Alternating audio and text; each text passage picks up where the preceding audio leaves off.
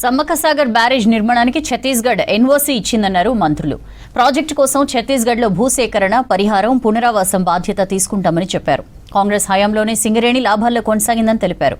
రాష్ట్రంలో aerospace, defence రంగాల్లో పెట్టుబడులకు ఇటలీ పారిశ్రామికవేత్తలకు అన్ని విధాలా సహకారం అందిస్తామన్నారు మినిస్టర్స్.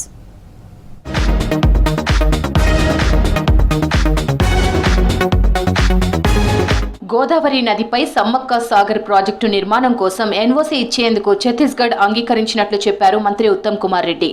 రాయ్పూర్లో ఛత్తీస్గఢ్ సీఎం విష్ణుదేవ్ సాయ్తో మంత్రి ఉత్తమ్ కుమార్ రెడ్డి భేటీ అయ్యారు. తెలంగాణ ప్రతిపాదనకు సానుకూలంగా స్పందించిన సీఎం విష్ణుదేవ్ సాయ్కి కృతజ్ఞతలు తెలిపారు. ఛత్తీస్గఢ్లో భూసేకరణ, పరిహారం, పునరావాసం పూర్తి బాధ్యత తీసుకోవడానికి తెలంగాణ అన్ని చర్యలు తీసుకుంటుందని ఛత్తీస్గఢ్కు వివరించామన్నారు. ఛత్తీస్గఢ్ సీఎం ఎదుట ప్రాజెక్టుపై పవర్ పాయింట్ ప్రెజెంటేషన్ ఇచ్చారు. ములుగు జిల్లాలోని తుపాకులగూడెం వద్ద సమ్మక్క సాగర్ బ్యారేజ్ ను నిర్మిస్తున్నట్లు వివరించారు. ప్రాజెక్టును సాకారం చేసుకునేందుకు చాలా కాలంగా ఎదురు చూస్తున్నట్లు మంత్రి ఉత్తమ్ తెలిపారు. నీటి అవసరాలను తీర్చడంతో పాటు ఫ్లోరైడ్ ప్రభావిత నల్గొండ, వరంగల్లో ఈ ప్రాజెక్టుతో లాభం చేకూరుతుందన్నారు మంత్రి ఉత్తమ్ కుమార్ రెడ్డి. కాంగ్రెస్ హయాంలోనే సింగరేణి లాభాల బాట పట్టిందన్నారు మంత్రి వివేక్. వచ్చిన లాభాలను కార్మికులకు పంచుతున్నామని చెప్పారు. కాంట్రాక్ట్ కార్మికులకు కూడా ఈ ఏడాది 5,500 రూపాయల బోనస్ ఇస్తున్నామని ప్రకటించారు. పేదల కోసం ప్రభుత్వం ఎన్నో సంక్షేమ పథకాలు అమలు చేస్తుందన్నారు వివేక్.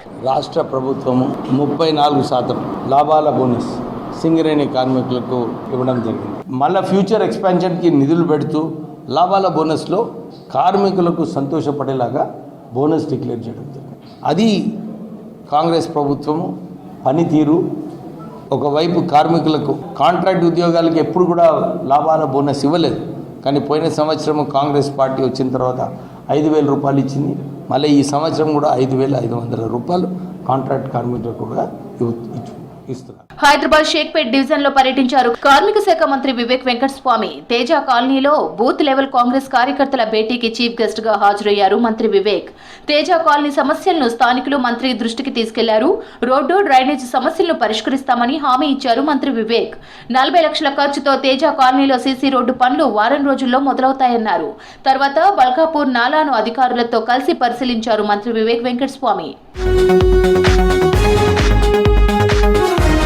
దేశంలోనే అతిపెద్ద ఏరోస్పేస్, డిఫెన్స్ హబ్ గా తెలంగాణ దూసుకెళ్తుందన్నారు మంత్రి శ్రీధర్ బాబు.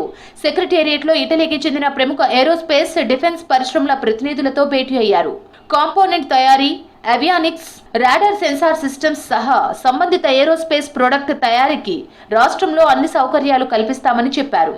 కేంద్ర సంస్థలతో పాటు దేశీయ, అంతర్జాతీయ దిగ్గజ సంస్థలు తెలంగాణ బ్రాండ్ ను విశ్వవ్యాప్తం చేస్తున్నాయన్నారు మంత్రి శ్రీధర్ బాబు.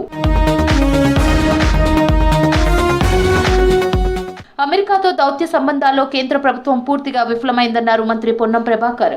అమెరికా వెళ్లే వారికి H-1B వీసా ఫీజుల పెంపు పెద్ద అడ్డంకి అన్నారు. విదేశాల్లో స్థిరపడ్డ వాళ్లంతా తెలంగాణలో పెట్టుబడులు పెట్టాలని కోరారు పొన్నం. గ్రామీణ ప్రాంతాల్లో పారిశ్రామికంగా, సాంకేతికంగా అభివృద్ధికి ఎన్ఆర్ఐలు సహకరించాలన్నారు పొన్నం ప్రభాకర్. తెలంగాణ బిడ్డలందరికీ అమెరికాలో లేదా విదేశాల్లో ఉన్నటువంటి వాళ్ళ యొక్క తెలివంతులు, ఉదాహరణకు మన దేశానికి సంబంధించిన 100 మంది CEOలు బయట దేశాల్లో ఉన్నారు. వాళ్ళ తెలివిని ఇక్కడ పెట్టి ప్రభుత్వాలు మీకు కూడా ఎర్ర కార్పెట్ వేసి ఇక్కడ ఆహ్వానం పలకడానికి సిద్ధంగా ఉన్నాయి. వేరే దేశాలలోనూ ఇన్వెస్ట్మెంట్ చేయమని కంటే మీరు వేరే దేశాల్లో ఇన్వెస్ట్ చేసిన అమౌంట్ అంతా తెచ్చి ప్రభుత్వం మీకు సానుకూలంగా పాలసీ తయారు చేసే ప్రయత్నం జరుగుతుంది. విదేశాల్లో ఉన్న వాళ్ళంతా కూడా వచ్చి ఈ తెలంగాణ రాష్ట్రంలో పెట్టుబడులు పెట్టి సాంకేతికపరమైనటువంటి అభివృద్ధిని చేయాలని రేపు ములుగు జిల్లా మేడారంలో పర్యటించనున్నారు ముఖ్యమంత్రి రేవంత్ రెడ్డి. సీఎం రేవంత్ రెడ్డి పర్యటనకు సంబంధించి ఏర్పాట్లను పరిశీలించారు మంత్రి సీతక్క. రేవంత్ రెడ్డి సమ్మక్క సారలమ్మ గద్దెలను సందర్శించనున్నారు. దీంతో చేపట్టనున్న పలు అభివృద్ధి పనులను పరిశీలించారు మంత్రి సీతక్క. మేడారం సమ్మక్క సారలమ్మ తల్లులను దర్శించుకున్నారు మంత్రి సీతక్క.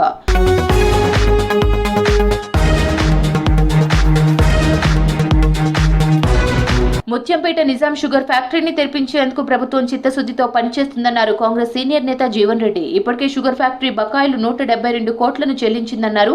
ప్రస్తుతం ఫ్యాక్టరీ ప్రైవేట్ భాగస్వామ్యంలో ఉందని, ఫ్యాక్టరీ తెరిపించేందుకు యాజమాన్యం సహకరించాలని కోరారు కాంగ్రెస్ నేత జీవన్ రెడ్డి. మన పెట్టుబడులు చెల్లించాలని చెప్పే ప్రభుత్వ పరంగా ఏ మేరకు మనం ఆర్థికంగా భారం వహించగలుగుతాం, మరి దాని ప్రత్యామ్నాయంగా సబ్స్టిట్యూట్ ఇన్వెస్టర్ ఎవరైనా కనుగొనగలుగుతామా, చక్కెర కర్మాగారం పునఃప్రారంభం కావాలి, నడవాలి. మన ప్రధానంగా రైతుకు మనం ఆశించేది ఏంటి అని అంటే చక్కెర కర్మాగారం పునఃప్రారంభం కావాలి. సమ్మక్క సాగర్ ప్రాజెక్టుపై ఢిల్లీలో రేపు జరగాల్సిన సిడబ్ల్యూసీ భేటీ వాయిదా పడింది. ఈ నెల 25న సమావేశం నిర్వహించనున్నట్లు వాటర్ రిసోర్సెస్ శాఖ స్పష్టం చేసింది.